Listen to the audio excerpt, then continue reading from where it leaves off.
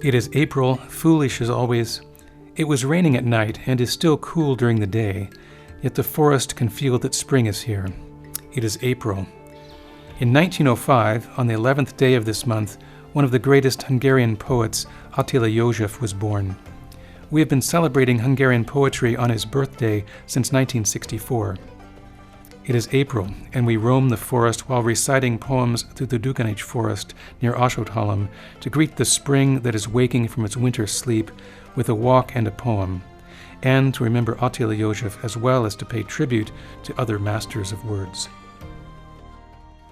Megrázhatom fáimat, már közelednek testvéreim. Ívlámpák vagyunk egymás szívei fölött.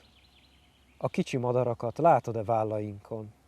Mi vagyunk azok, és szelíd arcunk is egymáshoz ér. Nyissuk ki egészen magunkat, egyszerre jusson mindenki a szeretetbe. Our walk begins along Main Road 55, connecting Szeged to Baja, starting from the Bach Chapel, which is also worth a look. The construction of the building was commissioned in 1937 by Bernát Bach, a businessman and politician from Szeged, a prominent figure of the Hungarian mill industry, in honor of his early deceased son, as well as in honor of Saint Elizabeth of the Árpád dynasty.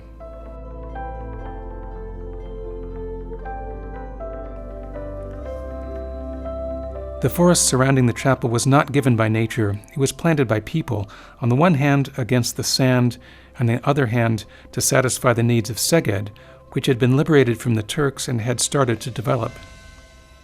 They planted everything, including acacias, oaks, willows, and birches, more or less successfully. The first comprehensive afforestation proposal was made by engineer István Vedres in the 18th century. However, it was almost a quarter century later that, under the leadership of Ferenc Kis, conscious, modern, and new ways of forest management began in this area. This is how black Scots pines were planted in the Dugonics forest.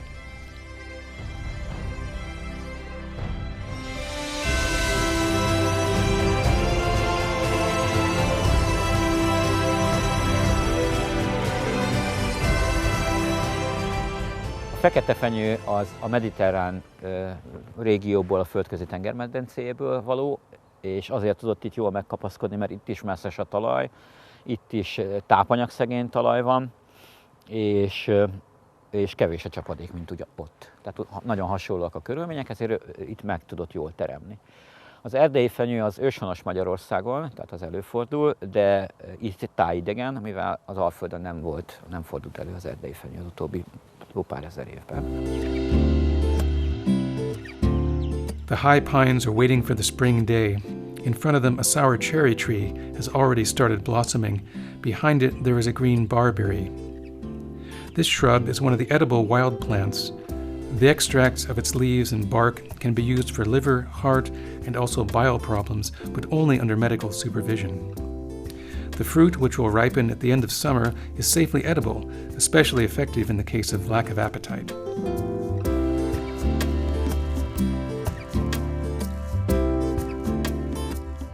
There is silence. We are far from the road. The noise of traffic can no longer be heard, all the more the birds singing. Tanulni kell a téli fákat, ahogyan talpig zúzmarásak, mozdíthatatlan függönyök.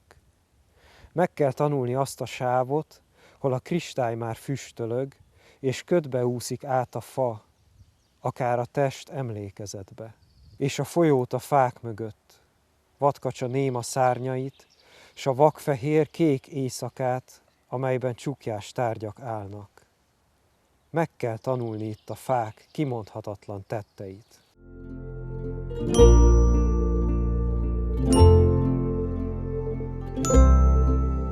The site of the forest changes. The pines disappear. They are replaced by poplar trees planted in straight rows. This is the so-called plantation-like forest, the typical type of which is Lombardy poplar, planted all over Europe. It is an extremely fast-growing tree with a willowy trunk that has a crown with loose but strong branches. Ebben általában klónok vannak, tehát genetikailag azonos fák vannak, ami azért kell, hogy egy gyors növekedést produkáljanak, nagy fatömeget rövid idő alatt. Itt, ahol megálltunk, itt is egy olasz nyár erdőültetvényt láthatunk, vagy ültetvényszerű erdőgazdálkodást láthatunk, és ennek a vágásfordulója, mint tudom én, mondjuk 25 év, vagy 20 év egy jó termőhelyen, míg egy tölgyerdőnek ez lehet 100 is. Tehát ez a különbség a kettő között. Tehát a tölgyest az erdész mindig az utódjának szokott ültetni, nyarasból meg akár 2 is levághat, amit ő ültetett egy életben, vagy egy pálya alatt. És jól lehet látni egy ilyen erdőben, hogy nincs különösebb cserjeszintje, a fák sorban vannak, a koronájuk sem nagyon ér össze, szegényebb a madárvilág. Tehát ez tipikusan az erdőtípus, vagy ültetvénytípus, ami a faanyagtermelést szolgálja kizárólag, és ennek van alárendelve.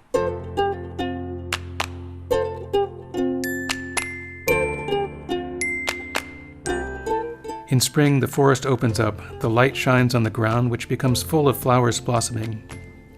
The snowdrops and violets have already bloomed, but now the dark blue grape hyacinth, the silverweed, the dandelion, and the cypress spurge are blooming. Sajnos az erdőgazdálkodás olyan nagyon a lágyszerű növények megőrzésére nem tud figyelmet fordítani, de ennek ellenére azért találunk jó néhány növényt itt a talajszinten. Ilyen például a farkaskutyatej, ami ez a kis sárga növény, ami gyakorlatilag minden szárazabb gyepünkben előfordul. Érdekessége az, hogy tejnedvet ereszt, és a tejnedve az kellemetlen ízű, és az állatok nem legelik le. Viszont van egy lepke, ami meg pont a farkaskutyatejet fogyasztja, ez a kutyatejszender, ami meg csak ő teszi. Van néhány növény, és az ember szeretne blöffölni, akkor itt a homokit nyugodtan hozzáteheti minden növény magyar nevéhez, mert általában így hívják őket, hogy homoki. Ilyen például a homoki pimpó, ami most éppen nem süt a nap, tehát olyan szépen nem sárga virággal, nem rikít a talajon, de több helyen találkozhatunk vele. Vagy van egy olyan növény is, amit mindenki ismer, az a pongyala pitypang vagy gyermeklánchű, amit régen még a konyhába is bevittek az emberek. It was April, foolish as always. It was raining at night, and it was still cool during the day, yet the forest could feel the spring was coming. It was April, the celebration of Hungarian poetry on the birthday of Attila József. It was April, and we roamed the forest while reciting poems through the Dugonics forest near Ásotthalom to greet the spring that was waking from its winter sleep with a walk and a poem. Átvágok a novemberi erdősávon. Az avar a mélyedésekben térdig ér. Néha megállok, körülnézek. A fák közötti üres terekbe nézek, amelyek mégsem üresek. A fák közötti üres tereket nevezem erdőnek talán. A gondolkodás visszahúzódik valahová, néhány szó csak, ami felbukkan a tudat peremén. Szerelem, imakönyv, gerenda.